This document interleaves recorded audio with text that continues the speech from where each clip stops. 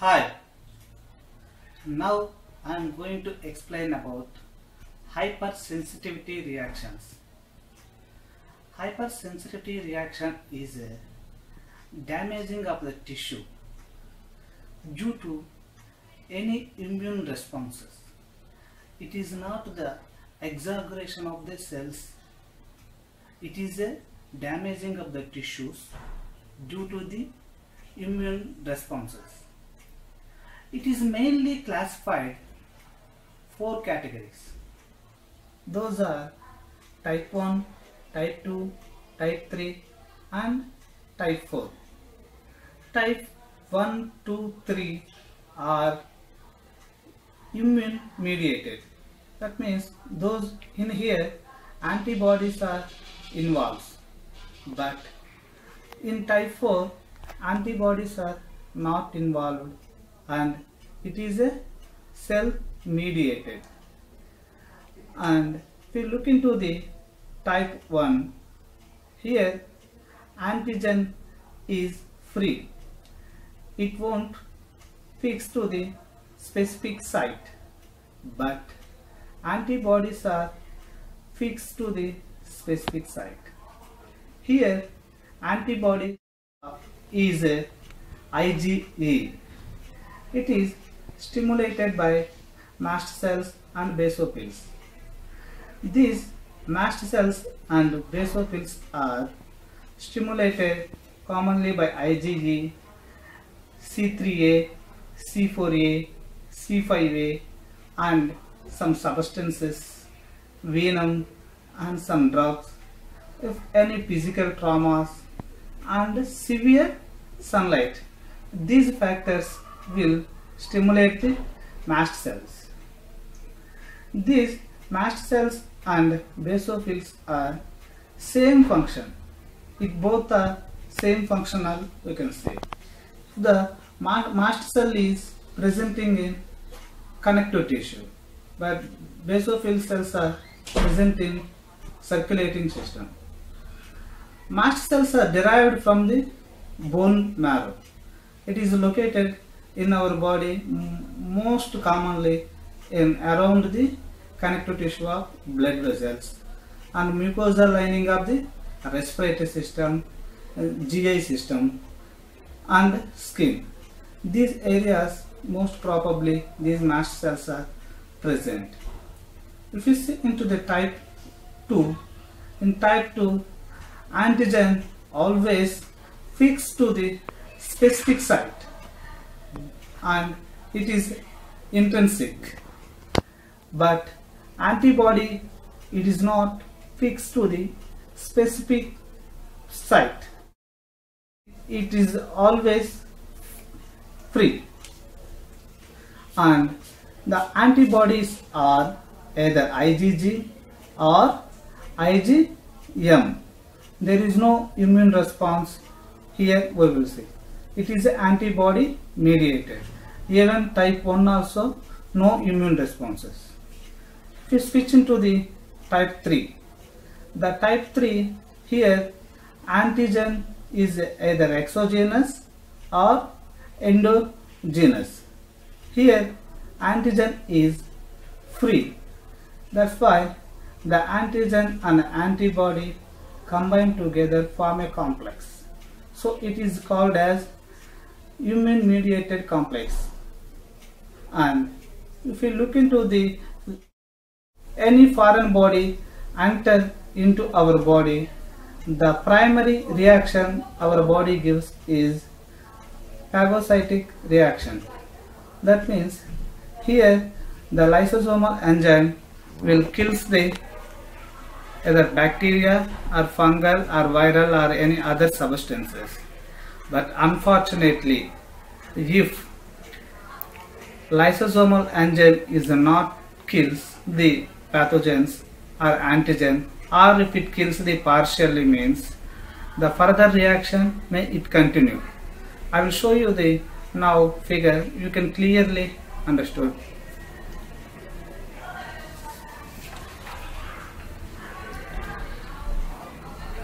Look here, if pathogenic organism is kills the partially means this pathogenic organism or pathogenic agent is identified by the macrophage cells.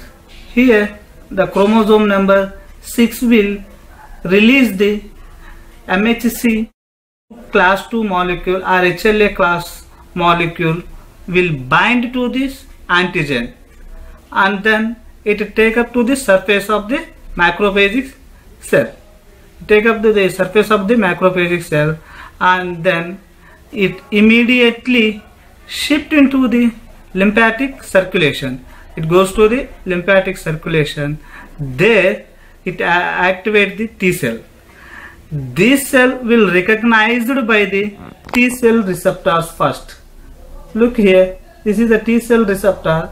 First, this antigen mediated MHC class 2 molecule will recognized by TCR, and also another receptor will participate here, that is CD4 molecule. These both CD4 and T cell receptor will activate the CD3 molecule. It immediately stimulates the nuclear substances of T cell. Here, after activation of CD3 to the nuclear substances of the T cell, the first gene will be produce the interleukin 2, and immediately the second gene will produce the interleukin 2 receptors.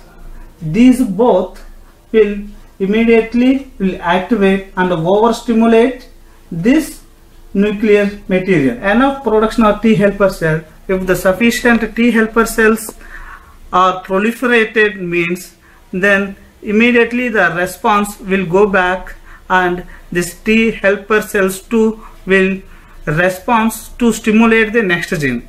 The next gene will produce the interleukin 4. This interleukin 4, and immediately the following gene also will respond and release the interleukin 5. And these reactions, how it will be reacted to the another process, I will explain you later. And then I will explain you now, if microorganisms or antigens are reaches to the B cells, how the responses will be. Now I explain here is T cell related, but now I am going to explain if the antigen is go and meet to the B cell, means how the responses will be. See, if the pathogen or antigen reaches to the B cell, means it is recognized by B cell receptors. See, this is the antigen and this is the B cell receptors. These are recognized, and immediately B cell is activated and really produce the interleukin 4 receptors on the surface of the B cells. And when the receptors form, I told you in T cells, interleukin 4 is produced by genes. These interleukin 4 will come and bind to this interleukin 4 receptors and immediately activate the B cell. The B cell is activated and it releases the proliferational cells or cloning, same B cell cloning cells. The different cloning cells will be produced. After producing of the B cell cloning, these are inactivated B cells. To activate these inactivated B cells, the interleukin 5 will come and bind with this B cells, and immediately these inactivated B cells will activate and form the plasma cells. These are active B cells. These active B cells will release the immunoglobulin E, and this immunoglobulin E will go and activate the mast cell. Till now I didn't explain the process of type 1. Here just the preparation for the type 1 I explained. Now I will explain the process how will the type 1 will react it to the pathogenic agent immediately. It is an immediate reaction. The type 1 is.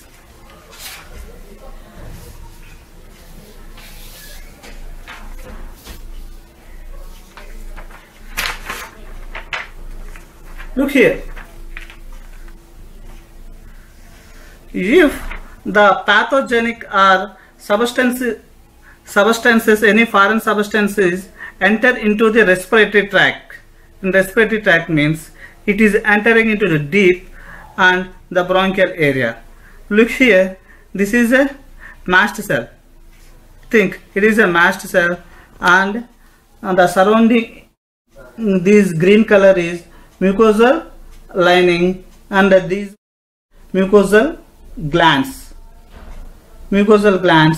and these are blood vessels, surrounded blood vessels, and the surrounding these all the complex smooth muscles. These are the smooth muscles. If any antigen or foreign substances came into this area or in this mast cell means this immediately will activate. Here I will explain you the process, how the process will going on and stimulate to the bronchial area. Look here.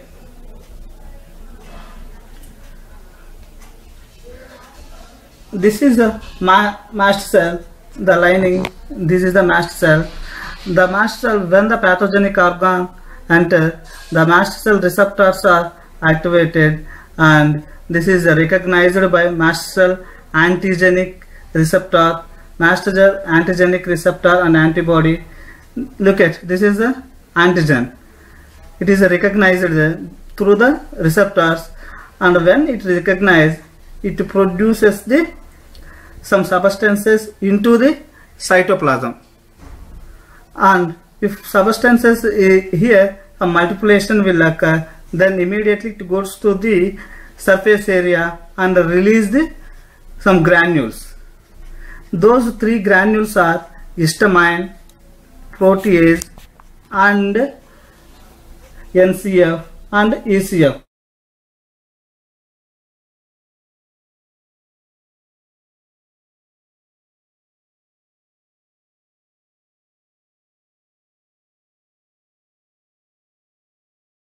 Look here.